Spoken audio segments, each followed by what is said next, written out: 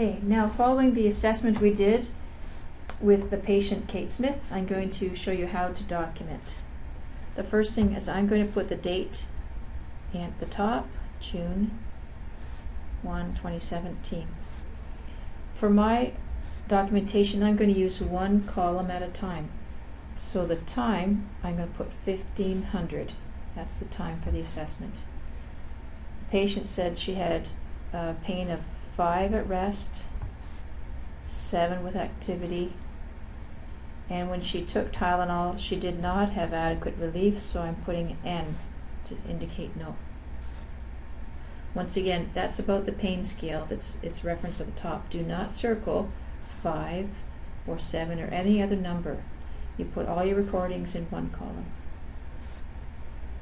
The next thing is part of the Glasgow Coma scale. For spontaneous eye opening, there was none. In fact, there was response to pain. The best verbal response, she was fully oriented to person, place, and time. She obeyed commands with a thumbs up.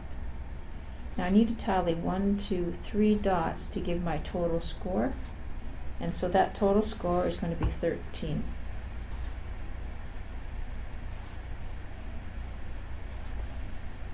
I'm going to omit doing the vital signs because we didn't take any just now. For the pupil size, the right eye was a 3 and the left eye also was a 3. I measured that before I used the pen light and shone any light on her eyes. The direct and consensual, there was reaction to the pupils, so that's a plus sign. Alright, now let's look at the back of the page. Do you remember what we're testing for arm strength? We're using against gravity and resistance. We're using a straight arm lift, elbow flexion, and extension. In fact, her left arm was fully strong. The right was a little bit weaker, so the strength was diminished. She indicates that it should be a 4. So the left is going to be a 5 and the right is going to be a 4.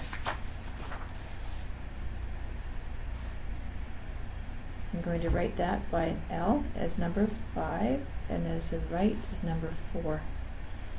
This legend tells you if both arms were equally strong, I would just put a dot in to indicate that they're both a 5, for instance. This shows you a difference. The legs. Again, we're scoring against gravity and resistance. A straight leg extension, plantar flexion, and dorsiflexion.